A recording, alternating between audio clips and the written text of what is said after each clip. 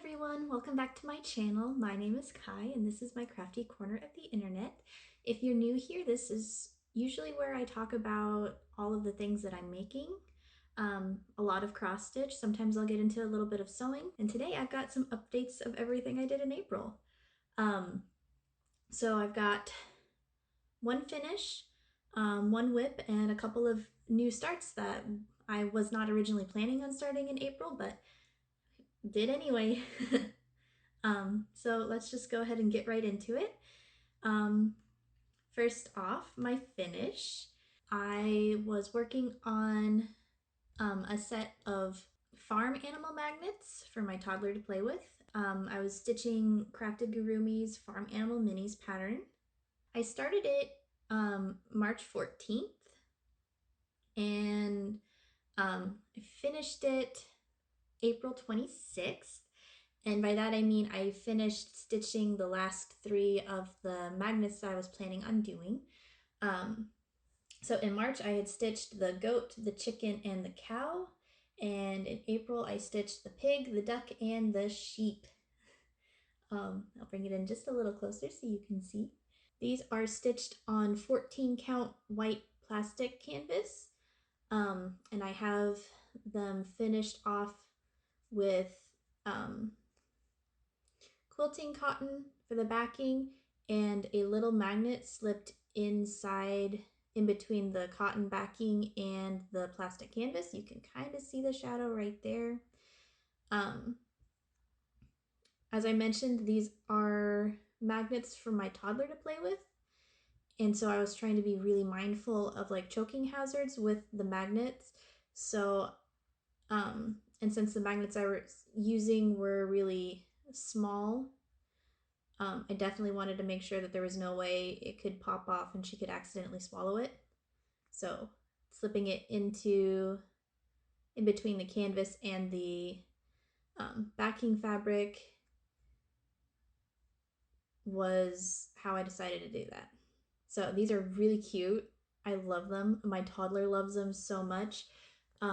Unfortunately, our fridge is not, like the front of it is not magnetic, so she can't really play with them on the fridge, but she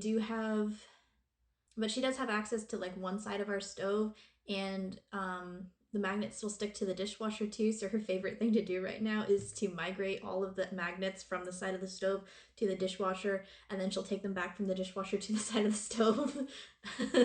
She will do that about like 4 or 5 times a day. It's adorable. She loves them so much, and I'm so glad that this pattern existed so I could do something like this because she loves animals a lot.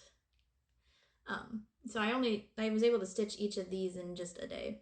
Really cute, really small, really quick little finish, and my toddler loves them, so. So yeah, that was my one finish from April, and now let's get into my whips.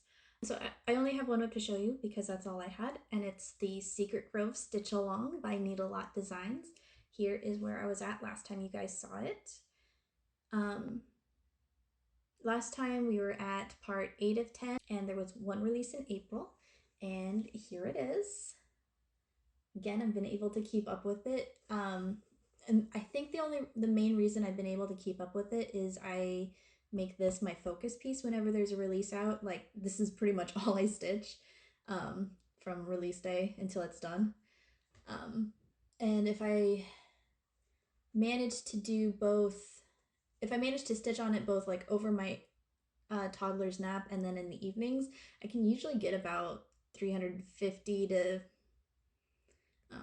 500 stitches a day. So I'm able to do quite a bit of stitching on it. So that's why I'm able to keep up with them. But yeah, part 9 was the candles, the books and potion over here, and then this little jester frog, which he makes me so happy. Like, he's just so cute, and the colors are just so vibrant, and the little jester hat is adorable. Yes, so we've got one more. Yeah, bring it in closer for you guys. We have one more release, and then the whole pattern will be done. Part 10 releases on May 9th, and from what I remember, part 10 is gonna be of like it's really small. We just have this little area here. So I don't expect that to take me too long, and then it'll be done. The pattern is by Needle Lot Designs. I'm stitching this on 18 count Mystic Ada by Picture This Plus, 2 strands, full cross. Yep, so that's gonna be finished next month, and I'm really excited about it. I have loved stitching this pattern. That was my one whip to show, and now we're into some new starts. So yeah, this video is going pretty quick. So yeah, like these 2 starts I was not initially planning on starting in April. I was going to start them sometime this year. I just didn't think I'd be starting them in April. But that's okay because I kind of have to have something to stitch all the time, and when considering that I'm all the way caught up with Secret Grove, that leads me to pick up something else. So my first start is a Christmas stocking for myself, and I chose to go with Enchanted Ornaments by Dimensions Gold Collection. I'm stitching this with all of the included kit materials as called for. So this is the progress that I've got right now. Yeah, I started this on April 7th, and just because I had nothing else to stitch, like I was completely caught up with Secret Grove. The release didn't come out until April 18th. And I needed something to stitch. So I picked up my stocking. And I started out by stitching, not sure if you can quite see on the camera, but all of this gold stitching up here and down here, like all of that is blended with a metallic thread, and that stuff is absolutely horrible to stitch with, so I just went and got it all out of the way. Was not going to be messing around. I did not want to drag that out, so I made sure to completely stitch it all up. That way I wouldn't have to deal with it later, because it was horrendous. And then I have just a little bit of a start over here. So like, yeah, this was basically just so I had something to stitch before the Secret Grove release came out, and it was not a huge priority for me. It was just literally something to do to pass the time. But now that I'm caught up with Secret Grove and there's only going to be one more release, I'm planning on getting back into this slowly. First thing I need to do though is I need to rechart the top of the stocking up here. So in the sample image, they have the name Alexander stitched along the top, and for some reason in the chart, they left that in. Not in the sense that like they left the alphabet sheet spelling out Alexander, but there's a pattern in the half stitches in the background that spells Alexander, which is strange to me that they would do that. It's not like super obvious, but I noticed it. And my name is not Alexander, so I'm going to rechart it so that it fits my name. But that's okay because I like to make a new chart for the lettering anyways. It just because like that helps me visualize it when I go to stitch. I don't like trying to come up with that stuff on the fly. Never works out for me. I will not have a percentage completion percent on that piece because I'm stitching it from the paper chart. I started that on April 7th, and then I only stitched on it for 5 days. That's okay. Like I said, it wasn't a huge priority. It was just so I had something to do. So yeah, that was new start number 1, and then new start number 2, which I am really excited about. So you may already know about this if you watched my last video, which was a flosstube extra. I recorded a video where I was kitting up my very first large full coverage piece. I'm so I talked about it a little bit there since that was obviously the video. But I'm stitching June Blooms by Heaven and Earth Designs, artwork by Margaret Morales. But yeah, so I'm stitching the 90 color version, and I'll just go ahead and show you. This is what I've got. I know, look at it. That is a huge start. So I'm stitching this 1/1 full cross on 25 count Lugana. The total chart size is 400 stitches by 520, which means that it is 208,000 stitches, which is huge.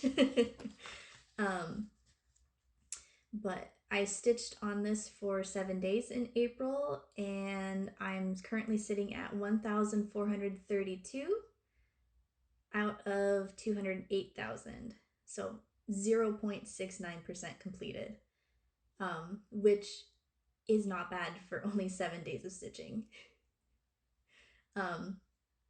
So yeah, pretty much when I started this, I did nothing but stitch on this. But it's looking so gorgeous. Let's bring it in just a little closer so you can see some of the detail. Yeah. So yeah, I'm just one leaf right here. I already gotten into some of the purples in the background. I am so happy with this. I am like ecstatic. This piece is going to be absolutely gorgeous, and I am so far really loving the process. This is my first time ever stitching on anything above an 18 count. I've only ever stitched 14, 16, and 18 count Aida before. I have not ever done anything on Lugana or an even weave or a linen or anything like that. Yeah, it's actually coming along quite nicely. I'm stitching a little bit slower than like it is stitching up a little bit slower, but I'm chalking that up to the fact that like it's a different type of fabric. I'm trying to relearn my tension on it. Yeah, like I'm stitching on a different type of fabric. I'm stitching with a much smaller needle. Like I got size 28 needles, and they feel really flimsy if you're not used to them. Yeah, so it is stitching up a little bit slower than I usually do on like Aida, but again, it's probably because it's I'm not used to the stitching on this kind of fabric. And I just to talk about my process a little bit more, I am opting to stitch this in a diagonal. So I'm doing 10 by 10 diagonals, but using like the whole box as a diagonal instead of cutting the boxes in half, if that makes sense. So like I'll start up here, pick a color, stitch all of that in this box, and then jump down to this diagonal box and stitch all of that the color in there, and so on and so forth until I complete the diagonal, and then I move on to the next diagonal. And I will probably do this until I hit the bottom of page 1 and then keep going across. That's how I handled stitching up the Japanese Garden Dimensions Gold Collection kit. And that's the way that makes sense in my brain, so that's what I'm gonna do. I am not parking. I am starting and ending all of my threads as I go because I don't like tangling threads. I don't. So, and as you can see, I'm not even really sticking to my diagonals like super strictly. It's just kind of like I'm just using it as a way to parse the pattern out a little bit easier, like focus on smaller chunks of it at a time. But if I want to go into like this box down here, because that was the last of that color in this little clump, then I'll do that. I'm not setting any super hard like page finishes or stitch amount goals or anything like that. My main goal is just to try to sit down and stitch at least 15 to 20 stitches on it every day. But of course I'm going to be gentle with myself, because there's going to be times when I'm sick. There's going to be times when there's you know, like we travel, we go on vacation and that kind of stuff. So I won't be able to stitch it, and that's perfectly fine. But for when I am feeling up to stitching at all, I want to do at least 15 to 20 stitches on this. I am doing a lot more than that. Like the last couple of days, I've done over 300 stitches a day, um, which I am really pleased with. But that was also when I was only stitching this. So yeah, that's it for my new starts. So my plans for May are going to be to try to stitch both June blooms and my stocking once a day. Basically, I get 2 stitching periods um, every day, except for on Saturdays, but that's a whole other thing. So my plan will be to stitch my stocking over my toddler's nap and then stitch June blooms in the evenings before bed. I'm not going to do any more new starts, just because of the fact that like these two are some pretty big projects, and if I start anything else, I'm not going to be able to like there's I'll have to drop one of those other things, which will probably be my stocking because I do not want to drop June blooms right now. So no planned starts for May or anything like that. Like April did not have a whole lot of stitching, which is perfectly fine because I was spending all of my time trying to get everything together so that I could start June blooms. And oh boy, what a saga that was. I am bad at math. I'll just start out with that. So my initial plan for kitting up June blooms involved trying to make like more of a standard project case um, to hold everything for June blooms, like the nerd hoop and that pattern chart. And then I was initially planning on using like a trading card binder to hold my floss for June blooms. And that did not work. It did not work at all. I'll pop in some pictures of what that was going to look like and how it was bad. The pages were too slick. The floss was too voluminous for the pockets on the pages. Um, it was slick and everything was going to fall out. I put in 18 colors in that book, and I was like, no, there's no way this is gonna work. I need to find something else. So that nixed my project case, which I did make a prototype of, um, and my math is bad. I am bad at math. The project case came out huge. It was way too big. The corners were funky. I was not proud of it at all. So I ripped out some of the seams and I made it a little bit skinnier. It's still like really, really tall. Some pictures here too. So I am using it to hold like all of my extra hoops and stuff inside of my cross stitch drawer. But it's really tall. But that's okay because with the fact that I couldn't use the binder to hold my floss, I needed to figure out something else for floss storage. And so then I landed on a bobbin box, basically. Well, this is I found it in Walmart and it was called a bead organizer box. I don't know how bobbins fit in this because I don't use bobbins. I use floss drops. Again, I don't like tangling threads, so I had to have some way to keep all of my floss separate. So I settled on this bead compartment box, and all of my, each floss has its own compartment. It's all labeled. This is all explained in my kit up video, which I will link for you guys to watch. It goes into more detail. But 32 compartments. I can't use 2 of them because of the size. They're just too small. So I needed 3 boxes. So at that point, do you use a project case or do you use a tote bag? So I decided to make a tote bag instead. And this is the tote. I bought hydrangea fabric.